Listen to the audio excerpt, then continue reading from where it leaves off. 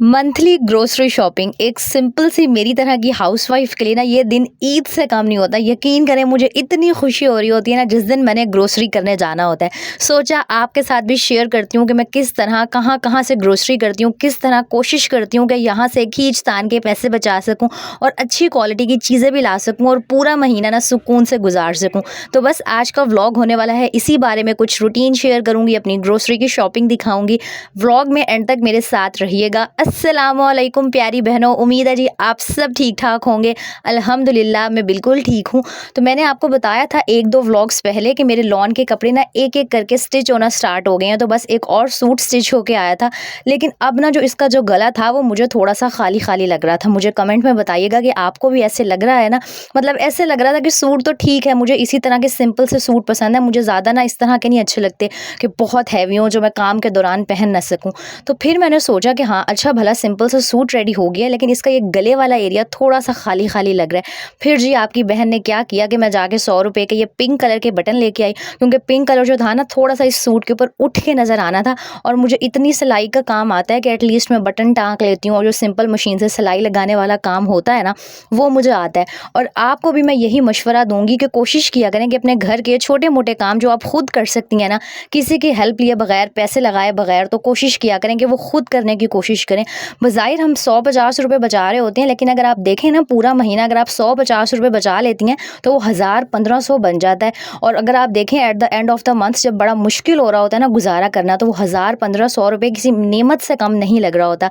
इसीलिए कोशिश किया करें कि पूरे महीने ना अपने बजट को इस तरह से लेके चलें कि अगर कहीं से 50 रुपये की भी बचत हो रही है ना तो आपने वो बचत करनी है और उस 50 या 100 रुपये को ना अलग से साइड पर रख लेना है। थोड़ा सा प्रेजेंटेबल लगने के लिए, थोड़ा सा अच्छा लगने के लिए बाहर जब जाया करें ना थोड़ा सा अपना हुलिया सवार के जाया करें ताकि देखने वालों में थोड़ा अच्छा इंप्रेशन पड़े। तो बस मैं रेडी शेडी हो गई थी और मेरे घर के पास ही सुपर मार्केट है, मैं वहाँ चली गई थी।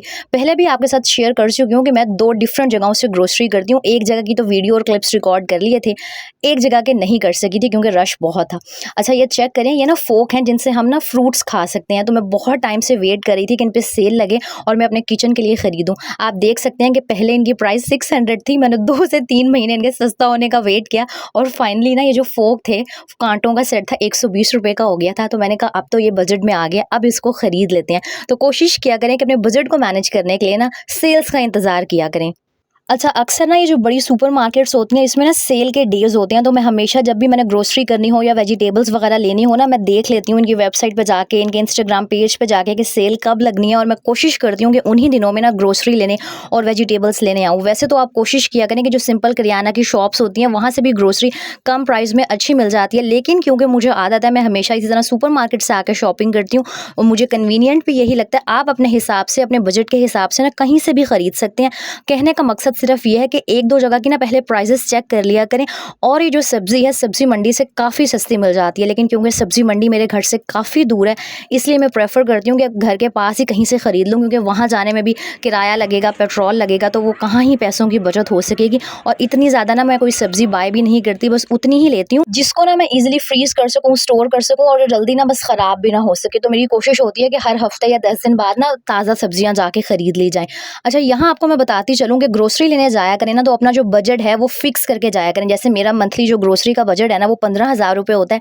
पहले भी आपके साथ शेयर कर चुकी हूँ और मैं 2-3 दुकानों का पहले अच्छे से विजिट करती हूँ, करियाना की शॉप्स का, हर जगह का, जहाँ मुझे ऑयल की प्राइस और चीज़ों की प्राइस कम लग रही होती है ना, क्योंकि ऑयल एक ऐसी चीज़ है जो मुझे लगता है ग्रोसरी में सबसे महंगा आता है। तो मैं पहले 3-4 जगह की शॉप्स पे जाके, डिपार्टमेंटल स्टोर्स पे जाके ना प्राइसेस चेक करती हूँ। जहाँ सबसे कम प्राइस लग रही होती है ना, मोस्टली मुझे यहीं चेज़अप पे प्राइस ऑयल की कम लगती है, तो मैं यहाँ से बाय कर लेती हूँ। बाकी ना यहाँ से जो खुली मैक्रोनी वगैरह होती है वो भी कम रेट्स पे, मतलब 300 रुपये पर केजी के हिसाब से मिल जाती है। अगर आप वो पैकेट वाली मैक्रोनी और पास्ता वगैरह ख़रीदती हैं ना तो वो काफ़ी महंगा पड़ रहा होता है।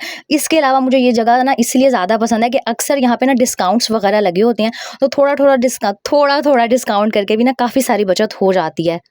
अच्छा कोशिश किया करें ये जो डब्बे वाले मसाले होते हैं ना, रेडीमेड अचार गोश्त का, बिरयानी मसाला, निहारी मसाला, ये बिल्कुल भी मत ख़रीदा करें। ये सारी चीज़ें हमें देखने में बड़ी फैंसी लग रही होती हैं, अट्रैक्ट कर रही होती हैं, स्पेशली अगर हम किसी अच्छे डिपार्टमेंटल स्टोर या सुपर मार्केट में गए हुए हैं, लेकिन ये सिर्फ आपको अट्रैक्ट करने के लिए होती हैं। ये सारे मसाले, ये सारी चीज़ें ना हाफ़ से भी हाफ़ प्राइस में आप घर पर खुद तैयार कर सकते हैं। तो कोशिश किया करें कि अपने पैसे ना इस तरह की फ़जूल चीज़ों पर वेस्ट ना करें।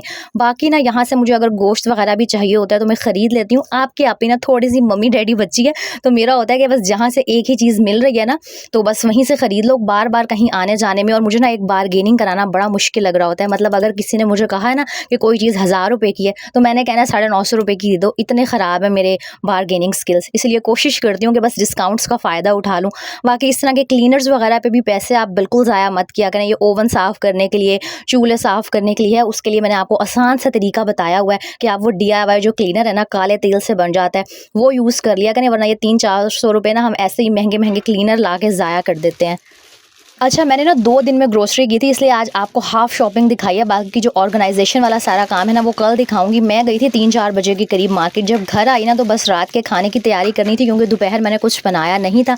गोश्त में लेके आ गई थी, तो सोचा कि आपके साथ भी रेसिपी शेयर कर दूँ, और साथ ही अब आपको टिप्स भी बताऊँगी, जिन टिप्स को अगर आप पूरा महीना फ़ॉलो करेंगे ना, तो वो जो महीने के एंड के डेज़ में हमें बड़ा मसला हो रहा होता है, हम बस दुआएँ माँग रहे होते हैं कि यकम आ जाए और सैलरी आ जाए, वो वाले मसले से भी ना आपकी काफ़ी हद तक जान छूट जाएगी। तो सबसे पहले तो ये किया करें कि एक तो लिस्ट बना के जानी है, और आपने कोशिश करनी है कि जो आपका बजट है ना, वो आपने आउट नहीं होने देना। हर महीने मैं कोशिश कर रही होती हूँ कि 15,000 से ना कम में ग्रोसरी आ जाए, और अगर वो 1-2 हज़ार रुपये बच जाती है ना, तो वो फिर मैं दूध के लिए, या जो सब्ज़ी होती है, या चिकन आना होता है, उसके लिए अलग से रख लेती हूँ। तो आपने अपने बजट को आउट बिल्कुल नहीं होने देना। कोई भी अननेसेसरी चीज़, अक्सर हम वो फ्रोज़न आइटम्स वगैरह ख़रीद लेते हैं, नगेट्स हो गए और रेडीमेड पराठे वगैरह हो गए। अगर तो आपकी जेब इजाज़त देती है, आप अपनी सहूलत के लिए ख़रीदें। लेकिन अगर आप मिडिल क्लास हैं, आपका जो बजट है वो लिमिटेड है, आपके हस्बैंड की एक फ़िक्स सैलरी आती है ना, तो आपने कोशिश करनी है कि जहाँ से भी आप पैसे बचा सकती हैं ना, उनको बचाएं, और उन पैसों को आप किसी और पर्पज़ के लिए यूज़ करें। और नेक्स्ट टिप ये है कि पूरा महीना ना अपनी जो ग्रोसरी आइटम है उसको चेक करती रहा करें। अक्सर हम कोई एक्स्ट्रा चीज़ ले आते हैं, एक्स्ट्रा सामान ले आते हैं, तो फिर वो चीज़ ख़राब हो जाती है। तो आपने कोशिश करनी है कि उतनी ही क्वांटिटी में चीज़ ख़रीदें जो आपकी ना ख़राब ना हो सके। हर चीज़ को आप अच्छे से यूज़ करें। अच्छा, यहाँ आपको ना इस कढ़ाई गोश्त की रेसिपी बताती हूँ। आपने हल्के से ना प्याज को फ्राई करके उसके अंदर अदरक, लहसुन और गोश्त को ऐड कर देना है। नमक डाल के, पानी डाल के ना गोश्त को कुकर में अच्छे से गला लेना है। जब आपका गोश्त गल जाएगा ना, इसका पानी ऑलमोस्ट ड्राई होने वाला होगा, तो आपने इसके अंदर दही ऐड कर देना है। ये जो कढ़ाई है, इसे क्रीमी कढ़ाई कह लें या जो मर्ज़ी कह लें, मैं बीफ की बनाती हूँ, मटन की भी इसी तरह बनेगी। इसमें मैंने आधा किलो दही ऐड कर दिया था, और इसके अंदर इतने कम स्पाइसेस जाते हैं, लेकिन टेस्ट इसका बहुत अच्छा होता है। मेरी कोशिश होती है कि उस तरह की डिशेस बनाऊँ जो कम वक्त में बने, मज़े की बने, और ज़्यादा देर ना किचन में ना खड़ा होना पड़े। अच्छा, क्योंकि नमक पहले ही ऐड कर दिया था, इसके अंदर हम काले मिर्च डालेंगे, धनिया पाउडर डालेंगे, और बिल्कुल थोड़ी सी ना ब्लैक पेपर आधा चम्मच के करीब ऐड करेंगे। ना ही इसके अंदर हमने लाल मिर्च डालनी है और ना कोई दूसरी मिर्च डालनी है। एंड में जब इसका दही का पानी खुश्क होने वाला होगा, आपने इसमें क्रीम ऐड कर देनी है, हरी मिर्चें गार्निश कर दें, धनिया डाल दें, और आपकी मज़ेदार सी बीफ कढ़ाई ना रेडी हो जाएगी।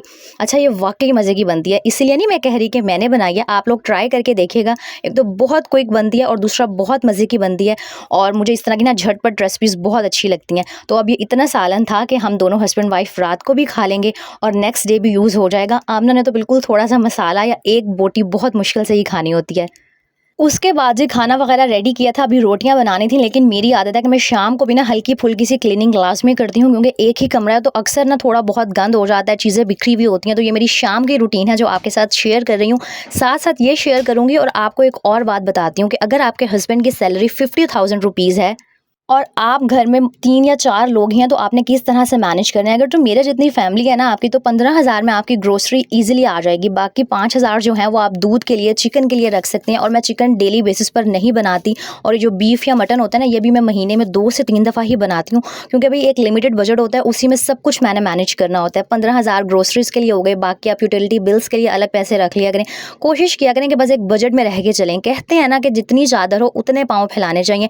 कभी किसी दूसरे को देख के ना ये ना सोचा करें कि फलाने ने ये चीज़ ले लिया तो हम भी ले लेते हैं। इस चक्कर में ना हम औरतें बहुत ज़्यादा जो अपने पैसे हैं वो ज़ाया कर देती हैं। अल्लाह ताला ने आपको जिस हाल में रखा हुआ है ना, उसमें रह के शुक्र करना सीखें। फिर आप देखें आपकी लाइफ में, आपकी ज़िंदगी में, आपके रिस्क में कितनी सारी बरकत आना स्टार्ट हो जाएगी। अच्छा, ये सारी वो बातें हैं जो हमें पता होती हैं, लेकिन फिर भी मुझे ऐसे लग रहा होता है कि जब हम किसी दूसरे के मुंह से सुनते हैं ना, तो हमारे अंदर ना एक मोटिवेशन सी आ जाती है। हमारा भी दिल करना लग जाता है कि यार अगर अगला बंदा इतने पैसों में घर चला सकता है ना, तो हम भी चला सकते हैं। ये वीडियो बनाने का मेरा मकसद ही यही है कि आप सब ने मेरा खाना पीना, मेरा घर, सब कुछ ऑलमोस्ट देखा हुआ ही है। तो मैं जो सारी ग्रोसरी का सामान है, कोशिश करती हूँ कि 15,000 में या इससे कम पैसों में लेकर ही आऊँ। तो अगर आपकी बेशक सैलरी ज़्यादा भी है ना, कोशिश करें कि आप पैसे बचा के उसको सेव कर लें, क्योंकि आजकल जितनी महंगाई है ना, अक्सर ऐसे हो जाता है कि कोई इमरजेंसी आ जाती है और एकदम से हमें पैसे चाहिए होते हैं, समझ नहीं आ रहा होता कि पैसों का इंतज़ाम कैसे होगा। तो इस तरह ना थोड़ा-थोड़ा करके इंसान, कहते हैं ना, कतरे-कतरे से दरिया बनता है, बहुत सारी सेविंग्स कर सकता है। दूसरी एक और बात, अगर आपके छोटे बच्चे हैं, वो स्कूल गोइंग हैं, तो कोशिश करें कि जो आप बाहर से रेडीमेड स्नैक्स लेके आती हैं ना, उनको अवॉइड करने की कोशिश करें। एक तो वो हेल्थ पॉइंट ऑफ व्यू से अच्छे नहीं होते, दूसरा ना वो बहुत महंगे पड़े होते हैं। नगेट्स हो गए, और जो भी आपके बच्चे स्नैक्स वगैरह शौक से खाते हैं ना, कोशिश करें कि यूट्यूब से रेसिपी देख के वो घर पे बनाया करें। इस तरह आपके पैसे भी बचेंगे, आपके जो बच्चों की हेल्थ है ना, वो भी ठीक रहेगी। ये वीडियो बनाने का मेरा मकसद ये था कि आपको कुछ टिप्स बता सकूँ कि मैं किस तरह अपनी ग्रोसरी को ना कम पैसों में बहुत अच्छे तरीके से मैनेज करती हूँ। उम्मीद है जी आज का व्लॉग अच्छा लगा होगा आप लोगों को। एंड आई अश्योर यू कि अगर आप इन टिप्स को फॉलो करेंगी ना, तो पूरा महीना आपको पैसों की तंगी बिल्कुल नहीं होने वाली है। बाकी शुक्रगुजारी की आदत अपना लें। अपना ख्याल रखिएगा। अल्लाह हाफिज़।